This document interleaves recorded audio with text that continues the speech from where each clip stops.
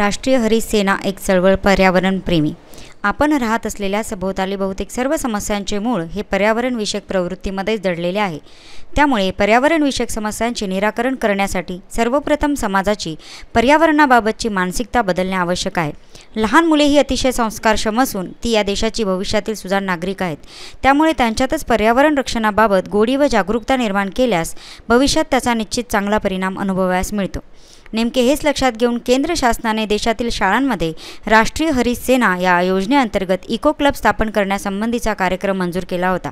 शालेय विद्यार्थ्यांना त्यांच्या सभोवतालच्या पर्यावरणाबद्दल शिक्षण देणे हा असून त्यांना परिसंस्था, त्यांचे परस्परांवरील अवलंबित्व व त्याच्या अस्तित्वाची गरज याचे शिक्षण प्रत्यक्ष भेटी व प्रात्यक्षिकाद्वारे देणे, तसेच त्यांच्यामध्ये पर्यावरणविषयक समस्यांबाबत शास्त्रीय चौकस बुद्धी निर्माण करून पर्यावरण संवर्धनासाठी प्रयत्न करण्यामध्ये त्यांचा सहभाग प्राप्त करून घेणे हा आहे.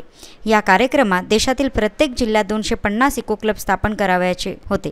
ही योजना 100% केंद्र पुरस्कृत असून राज्याच्या पर्यावरण विभागामार्फत सर्व शाळांमध्ये राबवली जाते. संचालक सामाजिक वनीकरण पुणे यांची योजनेची स्टेट नोडल ऑफिसर म्हणून नियुक्ती करण्यात आली असून भारती विद्यापीठ पर्यावरण शिक्षण व संशोधन संस्था पुणे या संस्थेची शालेय विद्यार्थ्यांना पर्यावरणात्मक शिक्षणाच्या संधी उपलब्ध करून देणे, शालेय विद्यार्थ्यांमार्फत समाजामध्ये मोठ्या प्रमाणावर पर्यावरणाविषयी जागृती निर्माण करणे, शालेय विद्यार्थ्यांना समाजाला भेडसावत असलेल्या पर्यावरणविषयक समस्यांच्या प्रत्यक्ष संपर्कात आणणे, त्याबाबत उपाय शोधण्यासाठी प्रवृत्त करणे, पर्यावरणाशी संबंधित कृती कार्यक्रमांमध्ये सहभागी घेण्यासाठी विद्यार्थ्यांना प्रोत्साहित करण्याचे काम राष्ट्रीय हरित सेनेमार्फत केले जाते.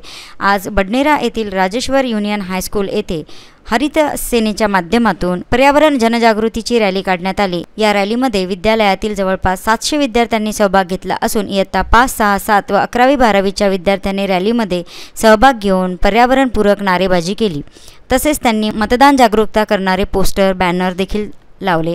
बेटी बचाओ बेटी पढाओचे बॅनर लावले आणि रॅलीच्या माध्यमातून समाजामध्ये जागृती केली. तसेच त्यांनी वृक्षारोपण करून या कार्यक्रमाची सांगता देखील केली.